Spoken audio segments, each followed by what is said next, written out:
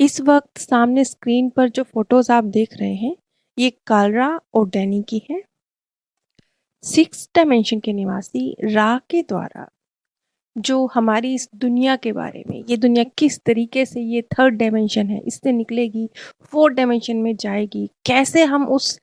सतयुग तक, उस खुशियों के संसार तक पहुंच सकते हैं, इसकी जानकारी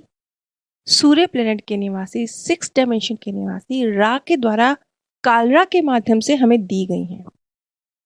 अगर आप एग्जैक्टली कालरा के शब्दों में इस जानकारी को जानना चाहते हैं तो आप ला ऑफ वन कालरा रिकॉर्डिंग अगर इस तरह से यूट्यूब पर सर्च करेंगे तो एग्जैक्टली जो कालरा के शब्द हैं वो आपके सामने आ जाएंगे।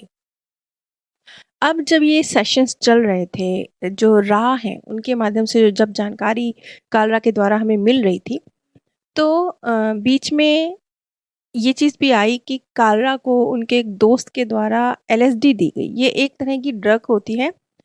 जिसके लिए ये कहा गया कि आपका कनेक्शन जो आप चैनलिंग कर रहे हैं वो ज़्यादा बेहतर तरीके से हो पाएगा अगर आप इसका सेवन करेंगे तो। लेकिन ये एक तरह से ओरियन ग्रुप की चाल थी, जो कि वो ये चाहते थे कि ये जो जानकारी ले पा रही है कालरा वो ना हो सके, लेकिन वो इसमें कामयाब नहीं हो सके और कालरा का जो कनेक्शन था रा के साथ वो बड़ा अच्छा बना रहा और जानकारी हमें प्राप्त हुई। लेकिन इस तरह की बहुत सारी चीज़ें की गई कि ये कार्य रुक जाए और जैसे ड्रग्स का कालरा तक ड्रग्स पहुंचाई गई, उसने उसका सेवन भी किया। वो अलग बात है कि फिर भी वो कामयाब नहीं हो सके। अब जैसे हम यहाँ पर उस क्रिएटर के, वो जो रचनाकार है जिसे हम भगवान कहते हैं, वो क्या है, वो कैसे काम करता है, वो क्या चाहता है, जब हम इन चीज़ों को, इन रहस्यों को समझने की कोशिश कर रहे हैं, रा के माध्यम से ये जानकारी दी जा रही है, तो एक बहुत बेहतरीन जो चीज़ निकल कर आती है वो ये कि अगर कहीं आप इस सच्चाई को समझ जाते हैं और उस क्रिएटर का जो वो कैसे रोशनी है, वो प्रेम है और कैसे उससे कनेक्ट होने, जब ये सारी चीज़ें समझ जाते हैं, तहे दिल से इसके साथ जुड़ना चाहते हैं और सच्चे दिल से फिर जब आप महासंत के साथ, उस क्रिएटर के साथ, रचनाकार के साथ उससे मदद मांगते हैं, उससे कनेक्ट होते हैं सब कुछ समझने के बाद, तो आप तक मदद पहुंचती है। वो मदद कैसे पहुंचती है? वो मदद आपको इंट्यूशन हो रही है, मन आइडियाज आ रहे हैं, कुछ नया विचार दिमाग में आया, कुछ थॉट पैटर्न आपके चेंज हो रहे हैं, कुछ टेलीपैथिक आपसे, मतलब आपको समझ नहीं आएगा, आपको लगेगा कि लाइफ तो नॉर्मल चल रही है, वैसे ही जैसे चलती है, लेकिन आपका जो माइंडसेट है, दिमाग में जो चीज़ें हैं, पावर है इस यूनिवर्स के मैसेज को कैच करने की, वो आइडियाज़ के रूप में, विचार के रूप में आपके माइंड में क्लिक होने लगेंगे और आपको पता भी नहीं चलेगा। आपको लगेगा मेरी लाइफ तो नॉर्मल चल रही है, अच्छा ये चीज़ मेरे माइंड में आई है। हकीकत में क्योंकि आप उस रचनाकार की रचना को समझ रहे हैं, उस रचनाकार के साथ कनेक्ट हो रहे हैं, तहे दिल से उससे मदद मांग रहे हैं, उससे रास्ता मांग रहे हैं, तो वो मिलना शुरू हो गया। सबसे, जो मैं अपने एक्सपीरियंस से भी कह सकती हूँ, इसका जो सबसे जो शुरुआत होती है वो ऐसे होती है कि आपको जैसे आइडियाज़ आएंगे, विचार आएंगे, थॉट पैटर्न चेंज होगा और आप धीरे धीरे करते हुए, थोड़ा वक्त गुजरते अपने आप को और हल्का हो गया है, सब सब कुछ स्पष्ट स्पष्ट होने लगा है, सामने आने लगा है, इस तरह की फीलिंग से आप गुजरने लगेंगे। और कुछ ही वक्त बाद जब आप महासन से कनेक्ट होने लगते हैं, क्रिएटर से कनेक्ट होने लगते हैं, उस रचनाकार से कनेक्ट होने लगते हैं, तब आप ये नोटिस करेंगे कुछ समय बाद कि बाहरी दुनिया का छोड़ दीजिए, लेकिन आपकी मन की दुनिया, दिमाग की दुनिया, दिल की दुनिया, भावनाओं की दुनिया, इसमें आप बहुत ज़बरदस्त सकारात्मक परिवर्तन फील करेंगे। अब अगर आपको चाइनी प्रोजेक्ट याद है तो आपको याद होगा कि चाइनी प्रोजेक्ट में एक बात कही गई थी, उसमें भी क्वांटम कंप्यूटर के द्वारा एक दूसरे प्लैनेट से संपर्क किया गया। वहाँ के एक छोटे बच्चे के द्वारा, उस प्लैनेट के छोटा बच्चा जो वहाँ के हिसाब से छोटा बच्चा है, यहाँ के हिसाब से तो उसकी आयु कई सौ साल होगी, उसके द्वारा, क्वांटम कंप्यूटर के द्वारा जानकारी दी गई। उसके ऊपर मैंने, चाइनी प्रोजेक्ट के ऊपर मैंने पूरी सीरीज बनाई हुई है। तो उसमें भी एक बात कही गई थी, उसमें ये जानकारी दी गई थी कि जो ये ओरियन ग्रुप है ये टेक्नोलॉजी के द्वारा काम करता है। ये एआई जो है ये भी ये ओरियन ग्रुप का ही एक आगे वर्जन है जिसमें वो उसके द्वारा काम कर रहे हैं, नई टेक्नोलॉजी के द्वारा काम कर रहे हैं, लोगों के माइंड के ऊपर काबू करना। दूसरी तरफ जो महासंघ है उसका काम करने का तरीका है परमात्मा की शक्तियों के द्वारा कार्य करना, शांतिपूर्ण तरीके से। अच्छा, इसी का एक बहुत बड़ा फर्क भी होगा। अब ये बात इतने स्पष्ट रूप से यहाँ नहीं कही गई है, रा के द्वारा नहीं कही गई है, ये जो मैं समझ पाई हूँ ये मैं कह रही हूँ।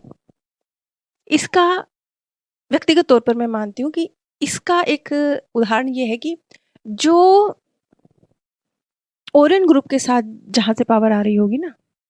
ओरियन ग्रुप से पावर आ रही होगी, और जो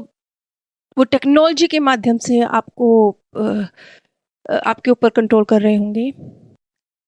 तब आपके पास हो सकता है बाहरी सुख सुविधाएं बहुत आ जाए,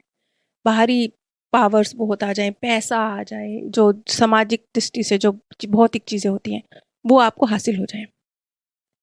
ये उसकी पहचान होगी कि मतलब ऐसा ज़रूरी नहीं, ऐसा हमेशा नहीं होता कि जो भौतिक सुविधाएं आ रही है तो वो क्योंकि वो ओरियन ग्रुप से ही कनेक्टेड है इसीलिए आ रही, नहीं। लेकिन उनका काम करने का तरीका ऐसा है कि वो टेक्नोलॉजी के माध्यम से कार्य करते हैं, इसलिए भौतिक चीज़ों का आवागमन आपकी लाइफ में आगमन होने लगता है और भौतिक दुनिया में आप ग्रो करने लगते हैं। लेकिन दूसरी तरफ जब आप महासंघ के साथ कनेक्टेड होते हैं तो अब आप पाएंगे कि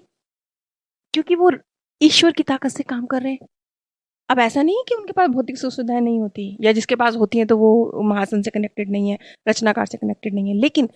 उनमें जो सबसे बड़ी चीज़ होगी वो होगा दिली सुकून, मानसिक शांति, एक आत्मिक ग्रोथ, ये चीज़ें बहुत ज़बरदस्त होंगी। लेकिन ये जो बात है ये मैं अपने अनुभव से कह रही हूँ, ये बात यहाँ इतने स्पष्ट तरीके से नहीं कही गई है। अब ये जो महासंघ है और ये जो ओरियन ग्रुप है, क्योंकि अब जैसे आखिरी वक्त चल रहा है तो ये अपनी अपनी साइड में ले जाने की कोशिश करेंगे। महासंघ चाहेगा हमारी साइड में आए, जो महासंघ के कैटेगरी के व्यक्ति हैं, जो ओरियन ग्रुप के साथ कनेक्टेड व्यक्ति हैं, जिनकी ऊर्जा वहाँ से मैच करती है, वो चाहेंगे वहाँ जाए।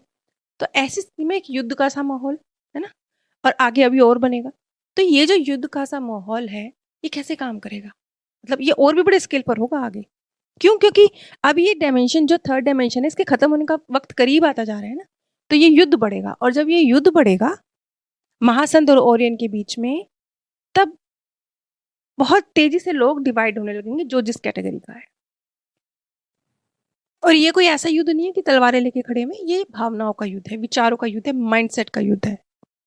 अब यहाँ पर जो हम लोग हैं जो इस चीज़ को समझ रहे हैं और सचमुच महासंत के साथ कनेक्टेड होना चाहते हैं, उस रचनाकार के साथ कनेक्टेड होना चाहते हैं, तो ये एक बहुत सरल भी है कि क्यों, क्योंकि हमारा माइंडसेट क्लियर है ना कि नहीं, हमें तो उसी दिशा में जाना है, हमें तो पता चल गया। मतलब ज्ञान अपने आप में बहुत बड़ी चीज़ है, बहुत सारी चीज़ों से आपको बचा लेती है। तो यहाँ जब आपका पाथ क्लियर हो गया, आपका रास्ता क्लियर हो गया, आप भटके हुए हैं ही नहीं,